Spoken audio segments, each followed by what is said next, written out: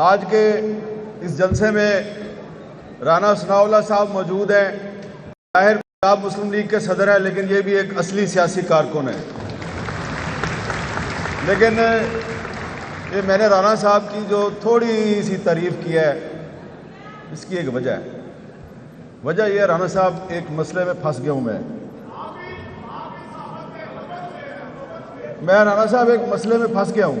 مسئلہ پتہ ہے کیا رانا صاحب؟ مسئلہ یہ ہوا ہے کہ ابھی جب میں ادھر آ رہا تھا تو یہ باہر مجھے ایک بزرگ سیاسی کارکن ملے.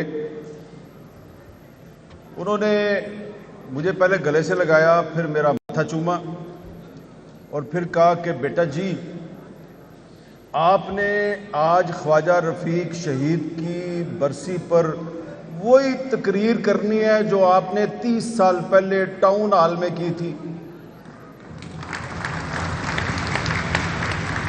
میں کہا بزرگوں، او بزرگ پیچھے بیٹھا ہے، او پیچھے بیٹھا ہے. میں نے کہا بزرگوں، وہ تو بڑی سخت تقریر تھی اور اس وقت تو آپ کی پارٹی کی حکومت بھی نہیں تھی. آج تو آپ کی پارٹی کی حکومت بھی ہے اور سلمان بھائی وزیر بھی ہے، تو وہ تقریر میں کیسے کروں؟ تو انہوں نے کہا تینوں قسم پا رہے ہیں پترا، اوے اصل گل دس دے، وزیر وزور بھول جا سارے اج. تو میں رانا صاحب پھنس گیا. انہیں قسم پاتی، بابا جو پیچھے بیٹھے برا نہ منانا.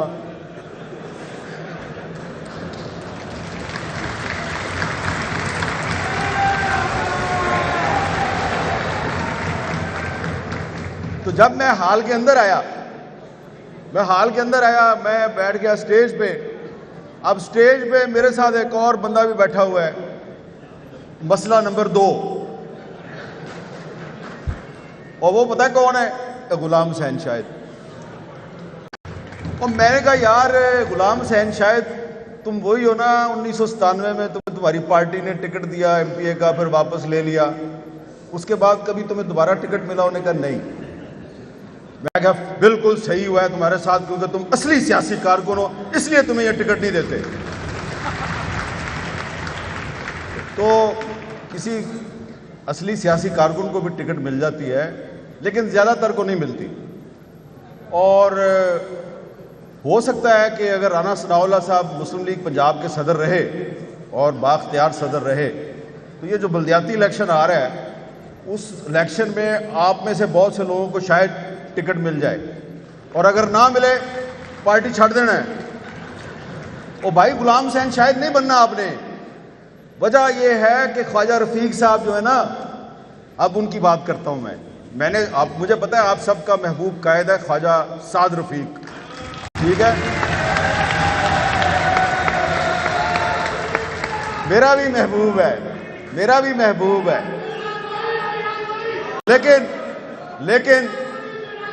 لیکن خواجہ سعد رفیق کے جو والد صاحب ہیں، خواجہ رفیق صاحب کی بھی گل سن لو نا. اچھا، اب اگر آپ نعرے لگائیں گے میں باتیں زیادہ سخت کرنی شروع کر دوں گا،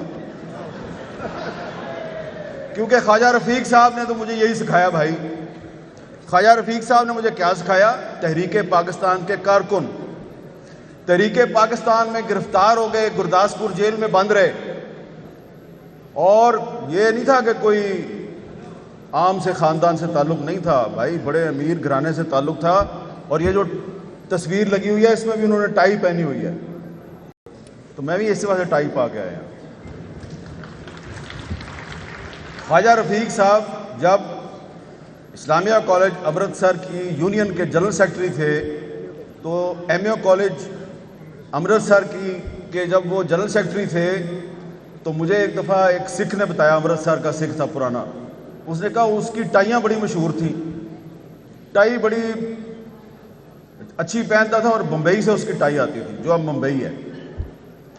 اور پھر وہ جب پاکستان بن گیا تو پاکستان بننے کے بعد جب مسلم لیگ کو جاگیرداروں نے ہائی جیک کر لیا تو سہروردی صاحب جو ہے انہوں نے علیحدہ پارٹی بنا لی، عوامی لیگ.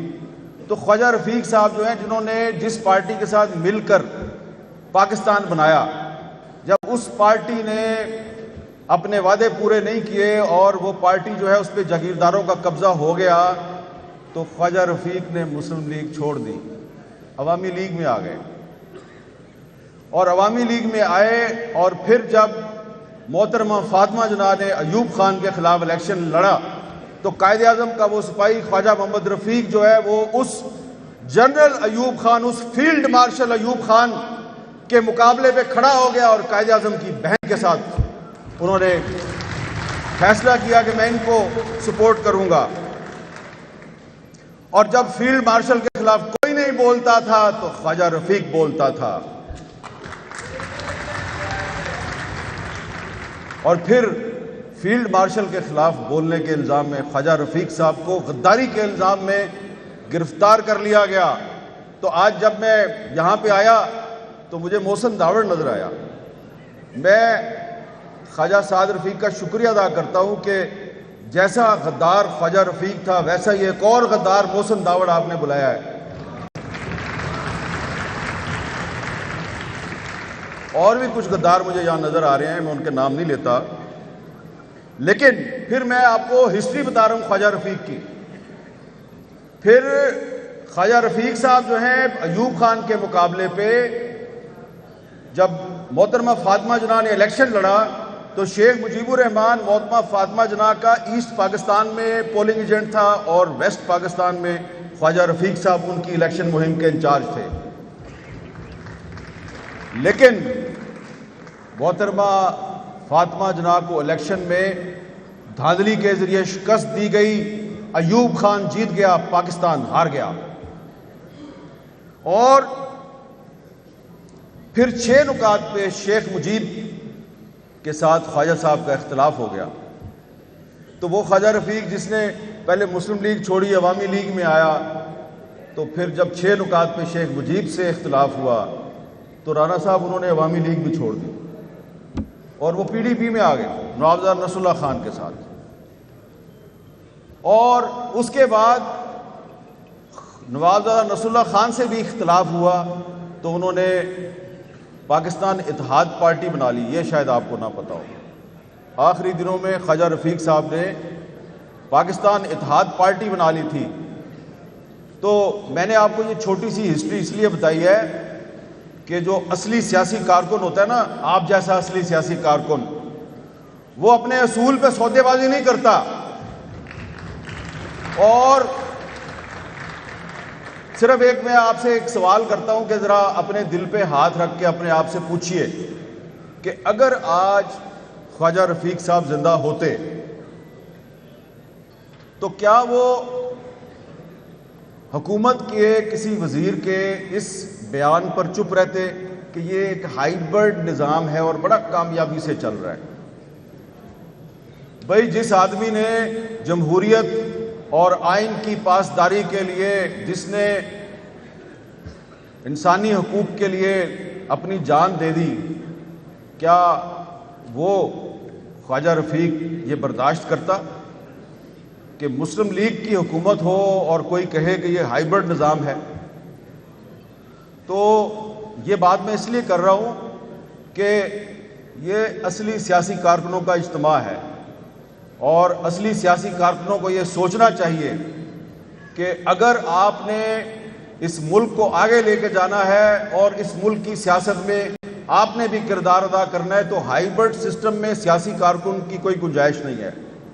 ہائبرڈ سسٹم میں تو مفاد پرست لوگ جو ہیں وہی جو ہے وہ آگے آتے ہیں۔ ہائبرڈ نظام میں بہت کم لوگ جو ہیں وہ وہاں پہنچتے ہیں جہاں رانا ثناء اللہ صاحب پہنچے ہیں۔ تو اصلی جمہوریت کی کامیابی یہ ہے کہ آپ سب وہاں پہنچیں جہاں رانا ثناء اللہ صاحب پہنچ گئے، اور رانا صاحب کی یہ ذمہ داری ہے کہ یہ آپ کو وہاں لے کے جائیں جہاں تک وہ خود پہنچے ہیں۔ اور مجھے یقین ہے کہ ایک ایسا خواجہ رفیق جو شورش کاشمیری کا دوست تھا، جو حبیب جالب کا دوست تھا، تو اس کی یاد میں اگر یہ ایک اجتماع ہو رہا ہے تو اس میں یہ جو تھوڑی سی میں تنقیدی باتیں کر رہا ہوں، وہ بزرگ پیچھے بیٹھا ہے، اس نے مجھے قسم ڈال دی ہے۔ بات تو میں نے پہلے بھی کرنی تھی لیکن تھوڑی احتیاط سے کرنی تھی، بزرگوں نے قسم ڈال کے تو وہ احتیاط کی ساری زنجیریں توڑ دی ہیں۔ تو اس لیے خواجہ رفیق صاحب کے ایک دوست حبیب جالب تھے، اور انہوں نے اس زمانے میں ایک شعر کہا تھا، خاک میں مل گئے نگینے لوگ، حکمران ہو گئے کمینے لوگ۔ یہ اس زمانے کی بات ہے۔ تو یہ بات میں اس لیے کر رہا ہوں کہ آپ بھی چاہتے ہیں، میں بھی چاہتا ہوں کہ ہمارا پاکستان آگے جائے، اس میں جمہوریت مضبوط ہو، یہ جو اس وقت سسٹم چل رہا ہے یہ تبدیل ہو جائے، لیکن یہ سسٹم ایسے تبدیل نہیں ہوگا۔ ہائیبرڈ سسٹم میں یہ تبدیلی نہیں آ سکتی۔ یہ تبدیلی اس وقت آئے گی جب آپ لوگ اسمبلیوں میں پہنچیں گے۔ اور آپ کیسے پہنچیں گے؟ کہ آپ کو رانا ثناء اللہ نے اور سعد رفیق نے لے کے جانا، یہ ان کی ذمہ داری ہے۔ ایک اور بھی مسئلہ ہے، یہ بیٹھا مسئلہ زعیم قادری۔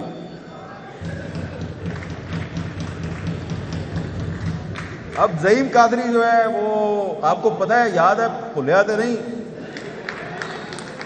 14-15 سال پرویز مشرف کا دور اور اس کے بعد کے مشکل سال، جب مسلم لیگ نون بڑے مسائل کا شکار تھی، جبر اور آمریت کا سامنا کر رہی تھی، جب رانا ثناء اللہ صاحب کو اغوا کر کے تشدد کیا جاتا تھا، اس زمانے کی بات کر رہا ہوں۔ اس زمانے میں نواز شریف کا ترجمان کون تھا؟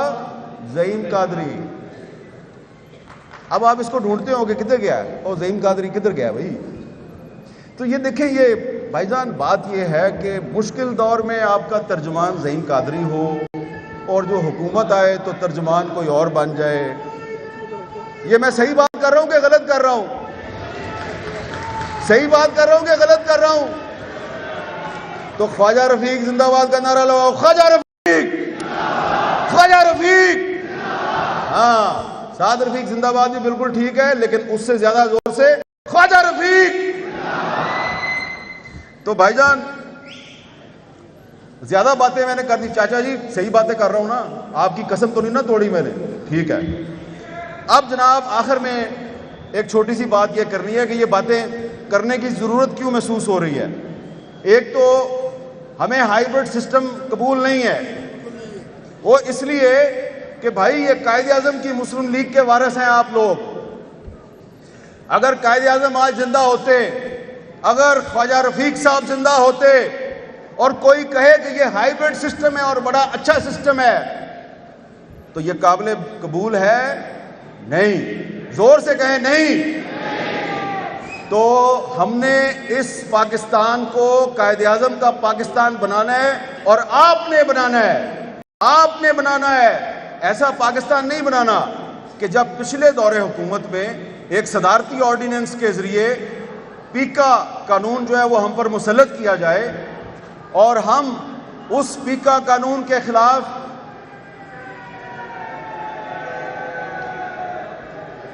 بس شیر صرف نعرے نہیں مارنے، شیر بن کے اپنے حقوق بھی چھیننے ہیں۔ ٹھیک ہے؟ تو میں نے صرف یہ بات کر رہا ہوں کہ جب پچھلے دور حکومت میں پیکا کو صدارتی آرڈیننس کے ذریعے ہم پر مسلط کیا گیا، تو ہم نے صحافیوں کی تنظیموں نے مظاہرہ کیا پارلیمنٹ ہاؤس کے باہر، ہم نے احتجاجی کیمپ لگا لیا، وہاں پہ شہباز شریف صاحب بھی آ گئے، بلاول صاحب بھی آ گئے، مولانا فضل الرحمان صاحب بھی آ گئے۔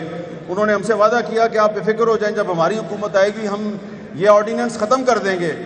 پھر ہم کورٹ میں چلے گئے، ہم نے کورٹ سے وہ آرڈیننس ختم کرا دیا، اسلام آباد ہائی کورٹ سے۔ لیکن پھر جب حکومت آئی، شہباز صاحب وزیر اعظم بنے، تو پھر وہ پیکا ایکٹ پارلیمنٹ سے منظور کروا کے ہم پر مسلط کر دیا گیا، اور آج لاہور پریس کلب کے صدر سمیت پاکستان کے درجنوں صحافی جو ہیں وہ پیکا ایکٹ کے تحت جھوٹے مقدمات میں ملوث ہیں۔ اور اگر آج خواجہ رفیق زندہ ہوتے تو سب سے زیادہ آواز وہ ان سیاہ قوانین کے خلاف اٹھاتے جو کہ جمہوریت کے نام پر اس بقول ایک وزیر کے ہائیبرڈ رجیم نے ہم پر مسلط کیے ہیں۔ تو اس ہائیبرڈ رجیم میں ایک کام اچھا ہوا ہے کہ جنرل فیض حمید کا ٹرائل ہو گیا ہے، اس کو سزا ہو گئی ہے، لیکن اس کے ساتھ اور بھی لوگ تھے جنہوں نے اس ملک کے ساتھ بہت ظلم کیا ہے، ان کا بھی احتساب ہونا چاہیے۔ اور یہ مطالبہ تو نواز شریف صاحب بھی کر چکے ہیں۔ تو کم از کم نواز شریف کے اس مطالبے کو ہی پورا کر دو. آپ اس مطالبے کی حمایت کرتے ہیں؟ چلے اب میں مزید باتیں بھی کرنا چاہتا ہوں، لیکن مجھے پتا ہے کہ اور بھی مقررین ہیں، اس لیے آپ سب کا بہت بہت شکریہ.